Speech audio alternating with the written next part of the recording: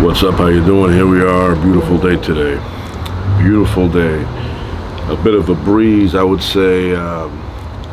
Feels like 2.13 miles per hour. You really can't tell where it's coming from, although I want to say north to south. That's what I believe.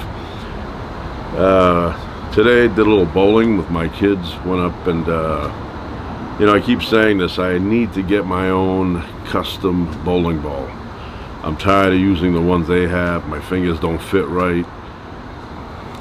So you can't bowl as good as you possibly can when you're using these, I don't know, these Morgan Memorial bowling balls. So we got to do that. I actually went and bought the shoes. So me and my daughters have our own shoes. We don't have to wear any athlete's foot infested shoes that the bowling alley provides, although they do spray in there, so I don't know. But anyway, it was fun. A little warm up there. I have tea. Once again, this is Paul Newman tea. Let's see how hot it is. It's hot.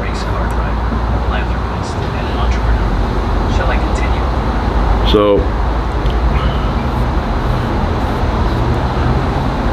went to a Chinese restaurant, had some nice food, nice, delicious. We had a very upbeat waitress, very bubbly. So it takes a lot of energy to be that way. You know, some days you don't feel like being that way, but some people are like that all the time. Very bubbly, you know. So I'm sure that's the reason they hired her. She probably started talking, and they go, "You're in. You have that charming, personality. We need people like you to work here. Very happy, friendly, bubbly." So we lost Ozzy Osbourne the other day. Hulk Hogan. Woke up this morning, somebody texted me. They said Hulk Hogan died. And, back to back. Malcolm died. Malcolm Jamal Warner.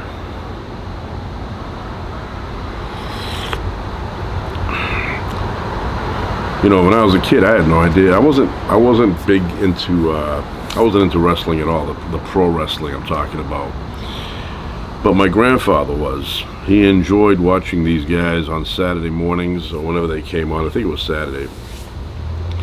And I just never really into it, I mean, it's all choreographed. Yes, I know they get insulted when you say it's fake, but, it's not real. I know when they throw you, it's fake, but it's not. The outcomes is what I'm talking about. The outcomes are, they're created. They're not surprises to anybody. Hulk Hogan knows he's going to lose when he fights Andre the Giant or whatever. Back in those days. But anyway, so I never really watched pro wrestling. I knew who they were, and I would go to my grandfather's house. My grandparents' house. They were together, and he loved it. He was very entertained by them. I was just fascinated by how big they were. So then 1981, right, 81 rolls around, and Rocky 3 comes out. So I had a hard time getting tickets for Rocky 3. It was always sold out. So I ended up finding, a quiet theater. I went with my cousin and my sister, and we saw it finally. It was like, oh yes, they sold us tickets, and I was very happy. I thought they were going to tell me sold out. But it was the first time that I had seen Hulk Hogan, because he's in the beginning there of the movie where they're doing this charity thing, and it gets out of control. And meantime, it's all choreographed. I don't know why in the movie they make it look like Hulk Hogan went out on his own, Thunder Lips. Like he went rogue or something. In reality, that fight would have been rehearsed for weeks before it was put in front of an audience. So Rocky would have known the outcome. He would have known all the moves. But in the movie, they make it look like they just show up and they're just going to fight. and it's not like it's wrestling that you could actually, you know, box with him. First of all, the guy is like, I don't know, a foot taller than Rocky, maybe a couple hundred pounds heavier. And anyway, so that's when I first got to see him. And then I remember we had gotten HBO that same year, and I was able to see Rocky 3 countless times. I love the ladies he was with. Anybody notice the ladies that walked with him to the ring? Right? Yeah, they were in their bathing suits or something. I don't know why they were in their bathing suits for a wrestling match, but so heart attack. I used to, yeah. So anyway, after that, '81, didn't really watch, you know, anything like that. And then the mid '80s, my father said to me one time, you know, I guess he was watching them. You know, he was flipping through the stations, and his eye would get a glimpse of the pro wrestlers, and he said, "Ah, let's go see them." So they were coming, you know, to the, you know, city there, and we got tickets about a month ahead of time, and then we went and saw them, and it was entertaining. You know, we knew, my father was not under the impression that they were really fighting, you know, like you fight in boxing or UFC or MMA or something like that. I mean, he knew it was all staged. Even the floor has a bit of flexibility, but obviously if somebody throws you, even on a mattress, hard, it's going to be painful. I know these guys get injured all the time. My point is not that, you know, the throwing and all that, not that that's fake. The outcomes are fake. The outcomes are all manufactured. But anyway, people know that they don't care. You know, it's not like people are shocked. Like, oh, I can't believe it's fake. I thought it was real. Oh.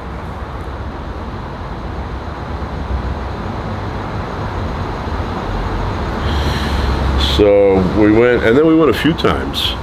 It became like a father and son, you know, night out. We went a few times and watched. I remember, what was that Bruno Sammartino's son, Bruno Jr. or something? He was active in those days. And then there was a Kamala. It was like supposedly they got him from Africa, and he would roam around in the audience. And then eventually he actually wrestled. And Big John Studd was there. One time we went, Big John Studd. Who did we see? We saw a bunch of Superfly Snooker, all these guys with fancy names. And then one time I was at a gas station, and I got to meet the Iron Sheik. He was there. He had just finished wrestling in some place in that little town that I was in, and I was in there getting a snack, and he came in with his manager. They were both together. He didn't say a word. He kind of nodded to us and gave a few of those. And you know, big guy, not as big as they look on TV. And so I met him. Trying to think that oh, and I did. Well, that's for Ozzy, the thing I'm going to say next, so I'll say it in a second. But anyway, I was interested a bit in Andre the Giant more than any of them, because Andre the Giant played Bigfoot on the $6 Million Man, and he always fascinated me. He had that creepy look as Bigfoot. You know, imagine running into something like that in the forest, right? So I was always interested in him. I mean, he was huge. He was, you know, not as big once again as they build them out to be, but he was still big. And who's that guy, that commentator, Mean Gene, come out there interviewing people. Randy Savage.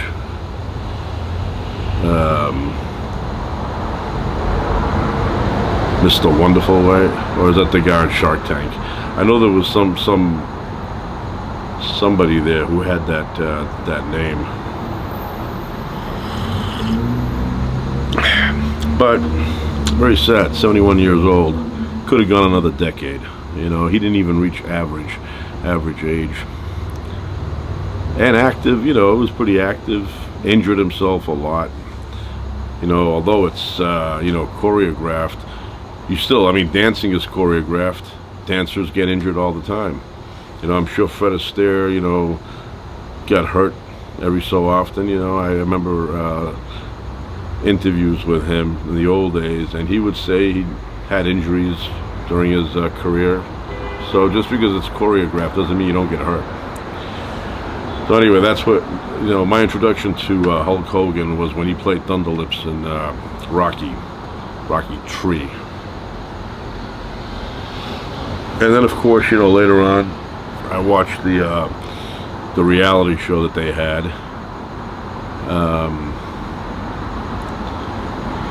It was alright. I wasn't into it as much. I kind of enjoyed the Osbournes a little bit more. Only because Ozzy had that personality and it was funny, so things he would say. But I didn't watch it constantly. I watched it every so often. And I did see Sharon, the wife, Shannon or Sharon? Maybe it's both. But I saw her in real life. And I'm not going to say where it was, but I was going in a ice cream shop. And then we got our stuff we're eating, and then we're on the sidewalk. And then I look next to me, and there's Sharon.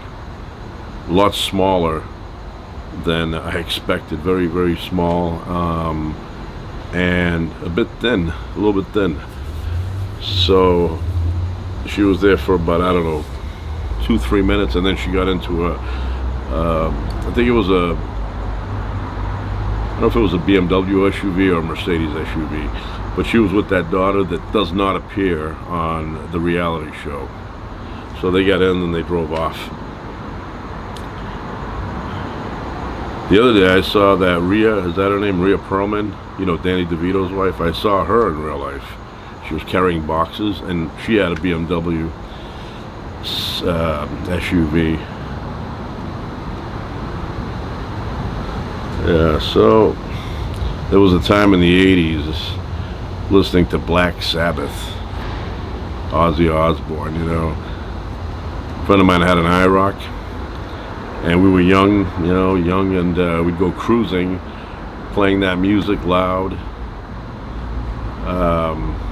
And, not just Black Sabbath, we played a lot of music, different genres, a lot of music. But that was one that dominated for a while, Black Sabbath. And I think Deep Purple too for a while. For a while we had Deep Purple playing in the car. Those were the days when the guitar dominated very much. So yeah, we lost 3, and I'm sure more to come. The world does not stop producing dead people. It just keeps going on.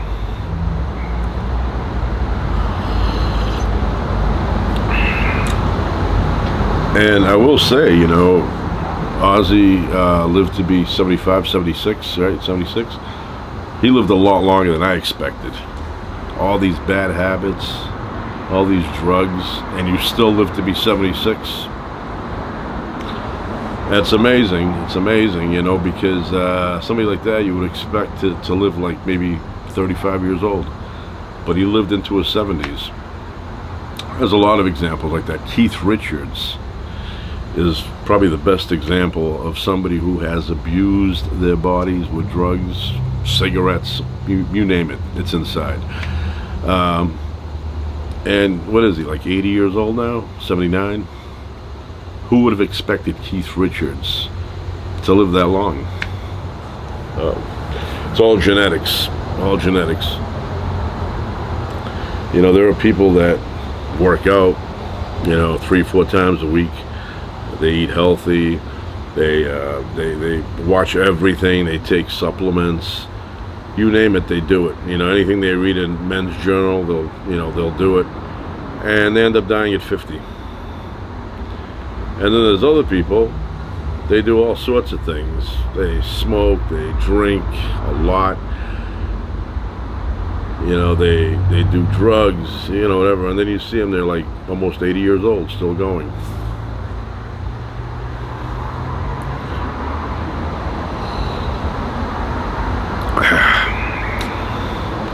That's the way life operates.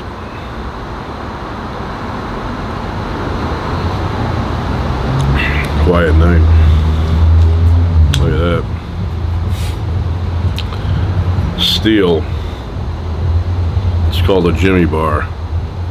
Jimmy bar. I have it. I don't know why. I always think I may need it. You know, keep it in the motor car. I feel like, you know, it's a good rescue tool. Somebody's stuck in their car, window shut, they can't get out, the car is on fire. You got one of these, bust it open, get them out. Or maybe the door is stuck, same scenario. Put it in between, pop it open. It's almost like the jaws of life. Jimmy bar. I have Jimmy bar. I have a long one. I have something like that. I don't know if it's still called a Jimmy bar, if it's called a gym bar when it's big. But I have a big one. It's like 6 feet, very heavy. I have a bunch of these, different sizes. I have hammers you can't imagine. I mean, I've done a video, but now I have even more hammers than when I did that video. I have crowbars. I don't know how many crowbars I have. I have big ones, small ones, thick ones. You know, I have the fat boy crowbar. My father was a fan of the crowbar. My father would use the crowbar for everything, including in conversations if, you know, he was going to use it to whack somebody. You know, I'd take my crowbar, you know, he's always using it as a metaphor. I don't think he ever took the crowbar and smashed somebody down with it. That never happened, but he always had a crowbar. Something needed to be loosened up. He'd get the crowbar and start, you know, loosening it up. He had crowbars from the 60s, right? Real heavy ones. It's almost like the steel they used in the old days was more dense. Or denser. Is that a word, denser? You know, it's like it was made out of some really dense steel. I mean, this is also, I mean, it's very heavy. So, I don't know. You never know when you're going to need something like that.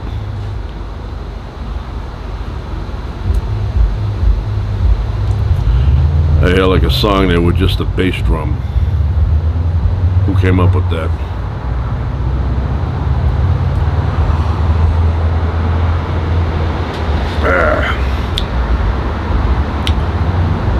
Yeah, let's see, what else can we say here? It's starting to get a little dark, but pleasant. Very nice out. Tomorrow is Friday night. I don't know if we're gonna go see a movie. My wife, she was looking around to see a theater for the Fantastic Four. Sold out. Not sold out, I mean, there's a few seats, but you have to sit separately, and we like sitting together.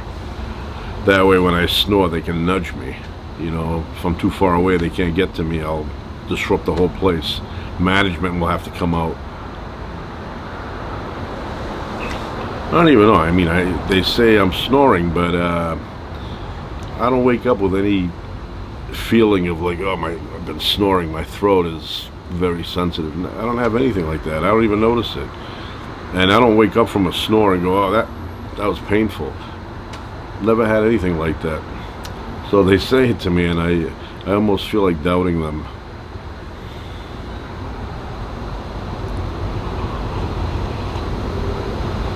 I want to say something about Billy Joel that I was thinking about earlier today. So on the Bill Maher interview, they're talking about double albums and all that, and the White Album, Beatles' White Album comes up, and they start talking about the Beatles, and Billy Joel, he said that that's not one I really like. He goes, it sounds like it's half-baked or half-assed, I think he said. And I disagree with him 100% on that. I don't know. I mean, that's his opinion. I don't think he knows what he's talking about on that. I mean, for him, it's 100% accurate. But for me, I hear that and I go, no, I don't agree with that. There's a lot of good songs on the White Album. You know, yes, there may be some that are short. They included them. But to call it half-assed, I don't think so. Paul McCartney may stop talking to him because of that. It's a good album. It's a good album. I don't know what he's talking about, you know. I mean, yes, there are a few songs, but every song, I want to tell him your stuff you know, you have filler in there too. You know, some of your best albums, you listen to them and you go, that's filler, right? You know, I want to say the whole B-side of River of Dreams for me is filler. That's the one album I don't like it. I don't like it. When that came out, I was so excited. I gotta go get it. I went. I was the first one there. I grabbed it. I was all excited. And then I started hearing it, and I was like, all right, it's all right, but it's not pleasing enough, you know? And usually when I would get a Billy Joel album, I loved it from the get-go. And this one was very difficult for me. And to this day, I don't find it to be one of his best. Not even close. And then when I hear him, you know, in interviews, they ask him, you know, what's your favorite album? And he says, well, you know, I like Nylon Curtain, and he pulls up River of Dreams. I'm like, put that down, you know. Nylon Curtain, yes, awesome album. No filler on that. All those songs are awesome. Love them all. But River of Dreams, okay, there's probably like 3 songs, okay, you know. I mean, I like Shades of Grey. That sounds to me like a, you know, a Billy Joel song. Shades of Grey. But the other stuff, I don't like the style of it, you know. I mean, okay, I could listen to Blonde Over Blue, Great Wall of China, you know. It almost feels like he's trying to make it sound good. And even River of Dreams, the actual single, I didn't like it that much. I didn't like it lyrically. I didn't, you know, it didn't impress me. But the other albums, when Stormfront came out, man, I was blown away. You know, and like I've said this a million times, all this stuff is subjective. It's your opinion. You know, somebody hears what I like and they go, yeah, you don't know what you're talking about. Well, I don't, but I know what I'm talking about when it comes to myself. So, and what disappointed me the most is that ended up being his last album. So I can't say, you know, River of Dreams came out, I did not like it. But then he had 4 albums that came after that I loved. He left me on a sour note. No pun intended on that, right? But yeah, but when Stormfront came out, and I loved every song. I know he craps on When in Rome, but I like that song. I like State of Grace. You know, State of Grace to me is a sad song. You can feel the breakup coming. I love Stormfront, the single. Leningrad, love that tune. Downeaster Alexa, love that. We Didn't Start the Fire when that came out. I loved it. I still, you know, enjoy it. Shameless, love Shameless. I Go to Extremes, another good tune. And So It Goes at the very, very end, written for, well, it was written during the Innocent Man years, but it didn't match to put it on a 50s sounding album, because that song does not sound like it's 50s. So, but it's on the Stormfront album. Good tune. The first tune, it opens up with That's Not Her Style. Love that style of music, bluesy. And I think on the B-side, when they released that as a single, it had, I think it was House of Blue Lights, which is not on the album. That was just an extra he wrote. And they included it as a B-side. Did I miss any? I'm trying to think. I said Leningrad, yeah. What else did I think I said them all, right? But that State of Grace, vocally, I can hear the struggle in the voice vocally, and it's a very sad song. Very sad song. You know, you're like, okay, it sounds like he's breaking up with Christy Brinkley. And it went a few more years, but eventually it happened. So, but yeah, when that came out, I was like, you know, I couldn't stop playing that album. Stormfront is what he would open up with during that tour. And then the bridge constantly craps on that. And I heard in an interview, he says that he craps on some of his stuff to let people know that he knows that it's not that good, and so he doesn't want them thinking that they realize that it's not that good, but he doesn't realize it. So he has to tell them ahead of time to kind of diffuse the situation.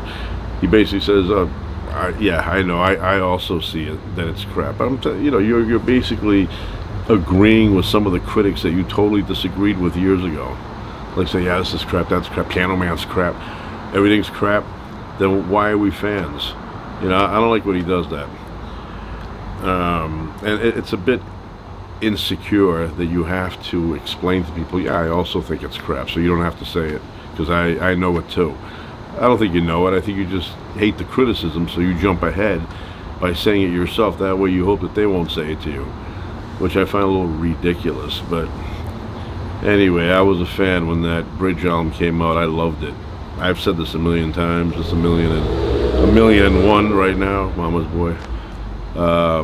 When I first heard that album, I was 100%, 150% sure that Running on Ice was going to be a single.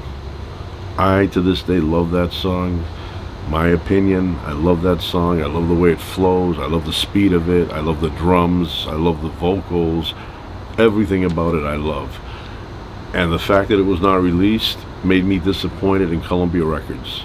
I know there was a schmuck somewhere in there who heard that album and said, yeah, I don't like that song, I'm not releasing that as a single. That was a single. That was a single, and I think if they did release it, it would have been top 10, in those years. Now, no, because the music styles have changed. But back then, that song was so awesome. He said he had Sting in mind when he wrote it. I love the lyrics. I mean, those lyrics are just, smooth butter.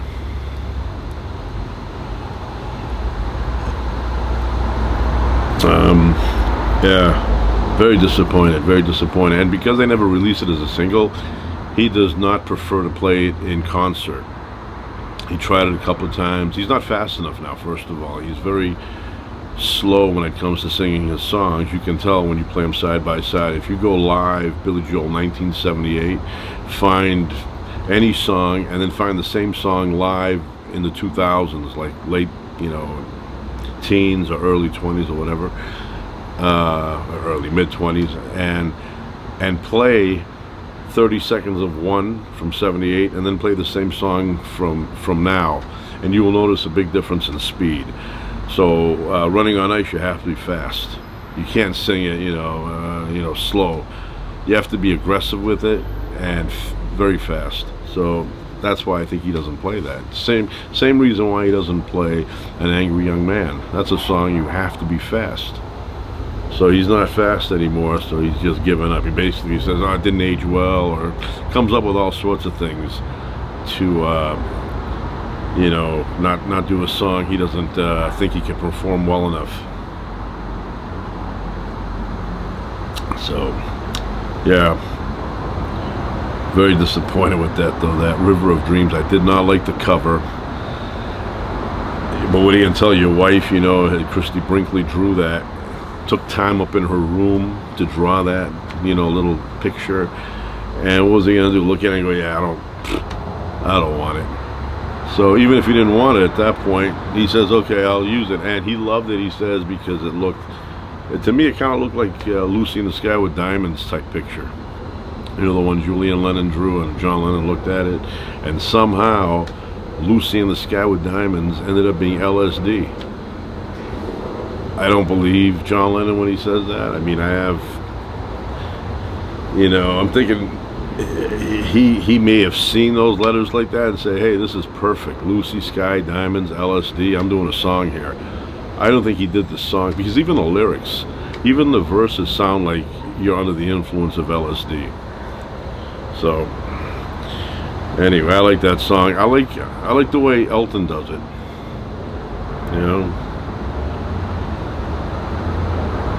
When John Lennon does it, his little flies. Where's my thing? I can swat him now. I think, helicopter. For a second, it looked like it was going down. That was weird. But when John Lennon does it, it sounds like his vocals are a little bit too high. A little bit too high. Not that Elton John was deep, You know, I want to hear Lucy in the Sky done by Leonard Cohen. I know he's no longer around, died in 2016, but you know, I'd like to hear, like, maybe they have archives. Leonard Cohen does the Beatles.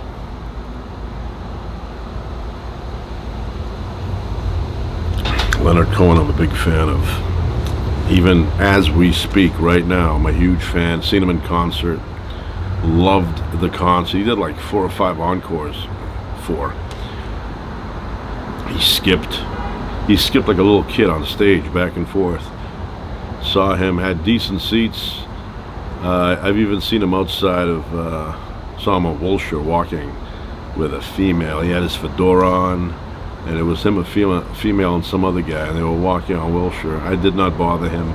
I don't want him to think stalker. I don't bother them. I seen him another time too with some, he was Bare Naked Ladies, I think he was singing with them. I'm a big fan of his, was, still am. Only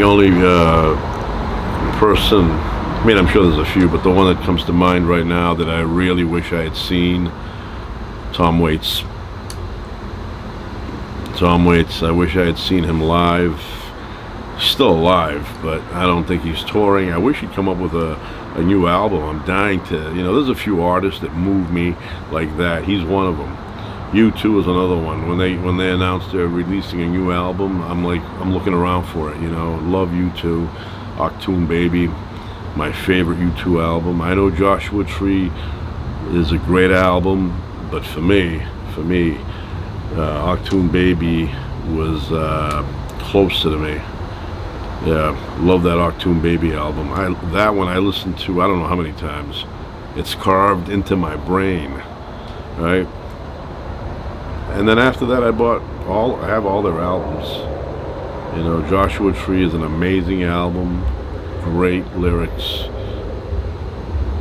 So, but I did see them live. It was very bassy, which I love a lot of bass. They had the belly dancer up there for one of the songs, Mysterious Ways. It was a great concert.